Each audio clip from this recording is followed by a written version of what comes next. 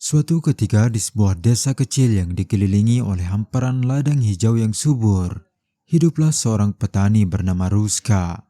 Desa itu terkenal dengan pasar mingguannya, di mana para petani dari berbagai penjuru berkumpul untuk menjual hasil panen mereka. Ruska, meskipun dikenal suka mengeluh, ia tetap berusaha bertahan hidup dengan menjual gabah hasil panennya. Namun kehidupan Ruska sering diwarnai berbagai kesialan yang membuatnya percaya bahwa takdir buruk selalu mengikutinya. Mulai dari hasil panennya yang kerap gagal karena hama, hingga gerobaknya yang pernah patah di tengah perjalanan menuju pasar. Ruska merasa bahwa setiap langkahnya selalu dihadapkan pada rintangan yang tak pernah habis. Suatu pagi saat Ruska sedang mencangkul di sawahnya, mencoba memperbaiki sistem irigasi sederhana yang sudah mulai rusak, dengan tubuh setengah membungkuk, ia mencangkul dengan tenaga yang masih prima. Namun saat sedang sibuk bekerja, tiba-tiba terdengar suara retak dari cangkulnya. Sebelum ia sempat bereaksi, gagang cangkul itu patah dan ujung logamnya melukai kakinya. "Ah, sial sekali hidupku ini!" teriak Ruska sambil menjatuhkan cangkul yang kini tak lagi berguna. Ia memegangi kakinya yang mulai berdarah. Rasa nyeri menjalar hingga ke betisnya. Dengan wajah penuh amarah, ia menatap sisa cangkul itu, seolah-olah benda tersebut adalah penyebab semua kesengsaraannya. Ruska mengumpat keras, menyalahkan nasib buruk yang menurutnya tak pernah berhenti menghampirinya. "Kenapa aku harus terus-menerus mengalami hal seperti ini?" ucapnya kesal sambil pergi meninggalkan cangkul dan pekerjaannya di sawah. Beberapa waktu berlalu, kini tibalah musim panen, dan para petani berbondong-bondong menjual hasil panen mereka di pasar. Tidak ketinggalan Ruska, juga telah bersiap untuk menjual hasil panennya untuk memenuhi kebutuhan keluarganya. Hari sebelumnya, hujan deras mengguyur sepanjang malam, meninggalkan jalan-jalan desa dalam kondisi berlumpur dan sulit dilalui. Ruska tahu bahwa ini adalah hari pasar yang penting baginya. Jika ia gagal menjual gabahnya, keluarganya akan kesulitan makan minggu ini. Tetapi dalam hati kecilnya, ia merasa malas menghadapi tantangan hari itu, berharap ada keajaiban yang akan menyelesaikan semua pekerjaannya. Pagi itu, Ruska memulai perjalanannya dengan gerobak tua yang ditarik oleh kuda yang kurus. Udara masih terasa lembab setelah hujan malam sebelumnya, dan jalanan dipenuhi genangan air serta lumpur yang dalam. Ruska tahu perjalanan ke pasar pasti akan sulit, tetapi ia tidak punya pilihan. Dalam hati, berbagai pikiran berkecamuk. Dari kekhawatirannya tentang gabah yang mungkin rusak karena hujan, hingga rasa putus asa memikirkan keluarganya yang bergantung pada hasil penjualan hari itu. Namun dengan nafas berat, ia memutuskan untuk terus melangkah. Dengan gabah penuh di gerobaknya, ia berharap bisa mendapatkan cukup uang untuk membeli kebutuhan keluarganya. Saat ia menyusuri jalan desa, gerobaknya mulai goyah. "Ah, ini pasti akan menjadi hari yang buruk," gumamnya sambil membersihkan pakaian yang ia pakai untuk melindungi tubuhnya dari dingin. "Kenapa nasibku selalu begini?" Ruska melanjutkan perjalanan, tetapi tak lama kemudian, saat melewati jalanan sepi yang jarang dilalui penduduk, roda gerobaknya tersangkut di sebuah lubang besar yang dipenuhi lumpur.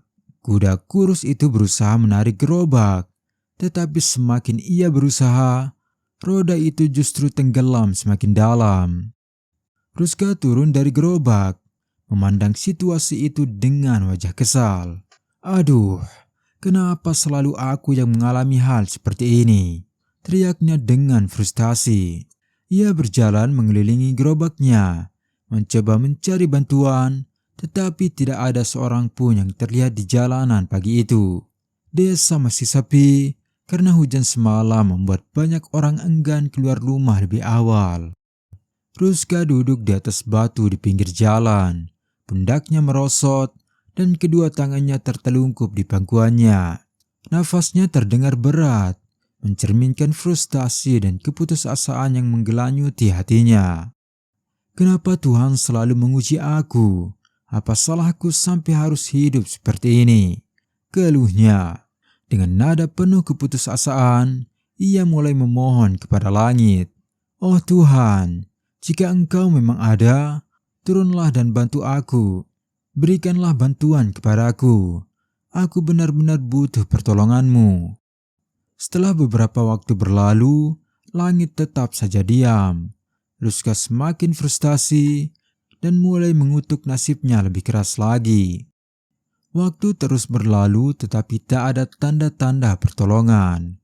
Hujan yang sebelumnya reda, kini kembali mengguyur desa dengan lebatnya, membuat jalan semakin sepi dan kondisi gerobak semakin parah. Genangan lumpur di sekitar roda semakin dalam, dan air hujan mulai merembes ke dalam karung-karung gabah yang ada di gerobaknya. Panik, Ruska segera menutup karung-karung gabahnya dengan terpal besar yang ia bawa. Ia menyadari bahwa jika gabahnya basah, maka tidak akan ada yang mau membelinya di pasar. Dalam keadaan terjepit, Ruska akhirnya mencoba mengusahakan berbagai cara untuk membebaskan roda gerobaknya. Ia mencari batu dan kayu ke berbagai penjuru, berlari ke sana kemari mencari benda yang mungkin bisa membantunya. Namun semua usahanya tampak sia-sia. Di tengah perjuangan kerasnya di bawah guyuran hujan, tiba-tiba beberapa warga desa muncul dari kejauhan. Mereka berlari mendekati Ruska dengan langkah cepat, membawa alat-alat sederhana untuk membantu. Tanpa banyak bicara, mereka segera bergotong royong membebaskan roda gerobak Ruska. Dengan gabungan tenaga mereka, roda gerobak yang tersangkut akhirnya berhasil terlepas dari lumpur. Ruska terdiam mematung, bingung dengan apa yang baru saja terjadi. Ketika keadaan tidak hujan dan beberapa orang melewatinya sebelumnya, tidak ada yang berhenti untuk membantunya. Namun kini saat hujan deras dan jalanan lebih sepi, beberapa orang justru datang menolongnya. Seorang pria parubaya yang ikut membantu, bernama Tuan Smith, menepuk pundak Ruska untuk menyadarkannya dari kebingungan. "Kenapa kamu termenung, anak muda?" tanyanya. "Ah, maaf Tuan. Aku hanya bingung bagaimana sebelumnya tidak ada yang menolongku. Tetapi kini saat hujan deras, beberapa orang justru datang membantuku," jawab Ruska dengan wajah penuh keheranan. "Mungkin aku tahu jawabannya," ujar Tuan Smith dengan bijak, membuat Ruska penasaran. "Sebelumnya tadi pagi, aku sempat melewatimu di jalan ini. Saat itu, kamu hanya duduk di batu besar tanpa melakukan apa-apa, hanya mengeluh dan menunggu pertolongan. Namun ketika aku kembali di tengah hujan, aku melihat kamu bersusah payah mencoba membebaskan roda gerobakmu sendirian. Itulah yang membuatku mengajak orang lain untuk membantumu." Ruska tertegun mendengar penjelasan itu. "Benar, Ruska," lanjut Tuan Smith dengan senyuman. "Jika kamu ingin orang lain datang membantumu, maka bantulah dirimu sendiri terlebih dahulu dengan sungguh-sungguh. Dengan begitu Tuhan akan melihat bahwa kamu pantas mendapatkan bantuan." Ruska terdiam sejenak, merenungkan kata-kata Tuan Smith. Ia membayangkan bagaimana selama ini ia hanya bergantung pada harapan tanpa tindakan nyata.